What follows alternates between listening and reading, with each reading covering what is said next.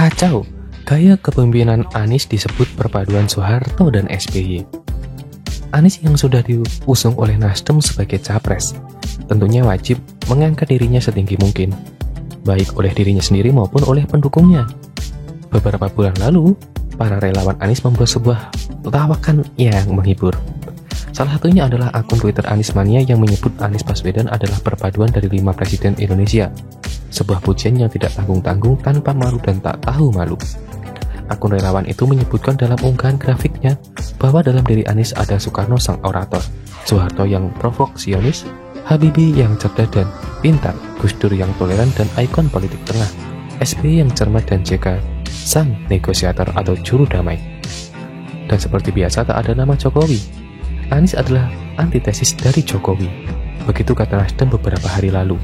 Kalau saya jadi relawan Anies, saya tambahin lagi Anies gabungan dari Presiden USA, Rusia dan Cina yang bakal membawa Indonesia sangat disegani bahkan ditakuti di seluruh dunia.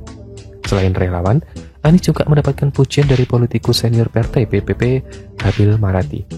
Habil menilai sosok Anies sangat dibutuhkan dan tepat untuk menjadi pemimpin Indonesia di masa depan. Dia optimistis, Indonesia akan menjadi bangsa maju yang diperhitungkan dunia di bawah kepemimpinan Anies. Menurut dia, gaya kepemimpinan Anies mirip dengan dua mantan presiden RI yaitu SBY dan Soeharto. Anies itu gaya kepemimpinannya gabungan soft dan hard atau lembut dan tegas, kata Habil Marati. Jadi untuk membangun bangsa ini ke depan, dibutuhkan karakter kepemimpinan gabungan antara Soeharto dan SBY, soft and hard. Ini kan gaya Anies seperti itu, katanya lagi. Bagi banyak orang, Soeharto digambarkan sebagai salah satu pemimpin paling korup di dunia. Bahkan di media, Soeharto disebut sebagai diktator terkorup di dunia. Sedangkan SBY sering diidentikan dengan kata mangkrak dan prihatin karena candi hambalang yang fenomenal itu. Anies sering kelebihan bayar, Formula E tak jelas. Anggaran borosnya bukan main. Sedangkan banyak proyek yang juga mangkrak. Sebut saja normalisasi dan naturalisasi sungai, rumah DP 0 rupiah, banjir tak terurus. Bicara soal tegas, hanya orang stres yang menyebut Anies tegas. Tegas dari Hong Kong atau Zimbabwe. Kalijodo kembali lagi jadi tempat prostitusi terselubung. Pemukiman liar tak berani digusur dengan alasan keberpihakan. Setahu saya, pemimpin manapun jarang menyuruh wakilnya melakukan konferensi pers kalau sedang ada masalah. Cuma Anies yang tega meminta Wagub DKI jadi bumper. Anies cuma maju saat terima penghargaan dan pujian, sisanya jatah Wagub DKI. Kalau dibilang mirip SBY, ada benernya tapi ada bedanya juga. Benernya adalah santun dan lembut, Anies juga begitu. SBY bikin negara ini autopilot dan prihatin melulu. Anies juga sama, bikin Jakarta autopilot dan amburadul. Tak becus kerja, maunya dikerjakan orang lain, tapi kalau sudah selesai dia yang klaim itu hasil kerjanya. Bedanya adalah SBY jarang menyuruh JK atau Budiono gantikan dirinya melakukan konferensi pers saat ada isu atau masalah. Setidaknya SBY berani menghadap ke publik, meski sekedar ucapkan kata prihatin. Anies terlalu pengecut dan sembunyi di kolong meja, doyan ngumpet. Gaya kepemimpinan Anies lebih cocok kalau disebut mirip dengan perpaduan pemimpin Sunda Empire dan Rocky Gerung. Yang satu halunya kebangetan, yang satu lagi merasa cerdas tapi ngomong tak jelas dan tak nyambung. Relawan Anies paling senang mendengar narasi model begini, kepala langsung besar seperti balon. Percayalah, semakin mendekati tahun politik, apalagi tahun depan akan lebih banyak lagi bombardir narasi lucu seperti ini. Jauh lebih banyak daripada bombardir rudal Rusia ke Ukraina. Baru permulaan saja Anies sudah disebut perpaduan banyak presiden RI. Next, apa lagi? Untuk itu, cerdaskan pikiran, jangan mau lagi dipermainkan oleh pendukung Anies.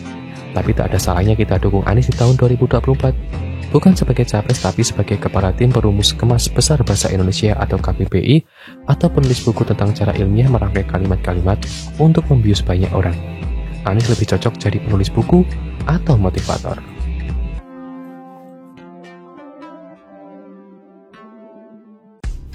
Kacau, gaya kepemimpinan Anies disebut perpaduan Soeharto dan SBY.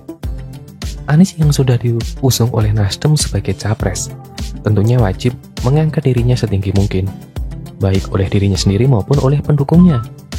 Beberapa bulan lalu, para relawan Anies membuat sebuah tawakan yang menghibur. Salah satunya adalah akun Twitter Anies Mania yang menyebut Anies Baswedan adalah perpaduan dari 5 presiden Indonesia. Sebuah pujian yang tidak tanggung-tanggung, tanpa malu dan tak tahu malu. Akun relawan itu menyebutkan dalam unggahan grafiknya bahwa dalam diri Anies ada Soekarno sang orator, Soeharto yang provoksionis, Habibie yang cerdas dan pintar, Gus Dur yang toleran dan ikon politik tengah, SBY yang cermat dan JK sang negosiator atau juru damai. Dan seperti biasa tak ada nama Jokowi. Anies adalah antitesis dari Jokowi.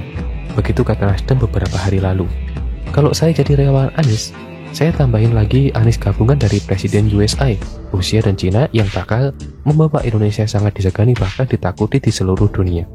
Selain relawan, Anies juga mendapatkan pujian dari politikus senior partai PPP, Habil Marati. Habil menilai sosok Anies sangat dibutuhkan dan tepat untuk menjadi pemimpin Indonesia di masa depan. Dia optimistis, Indonesia akan menjadi bangsa maju yang diperhitungkan dunia di bawah kepemimpinan Anies. Menurut dia, gaya kepemimpinan Anies mirip dengan dua mantan presiden RI yaitu SBY dan Soeharto. Anies itu gaya kepemimpinannya gabungan soft dan hard atau lembut dan tegas, kata Habil Marati. Jadi untuk membangun bangsa ini ke depan, dibutuhkan karakter kepemimpinan gabungan antara Soeharto dan SBY, soft and hard. Ini kan gaya Anies seperti itu, katanya lagi. Bagi banyak orang, Soeharto digambarkan sebagai salah satu pemimpin paling korup di dunia. Bahkan di media, Soeharto disebut sebagai diktator terkorup di dunia. Sedangkan SBY sering diidentikan dengan kata mangkrak dan prihatin karena candi hambalang yang fenomenal itu. Anies sering kelebihan bayar, Formula E tak jelas. Anggaran borosnya bukan main. Sedangkan banyak proyek yang juga mangkrak.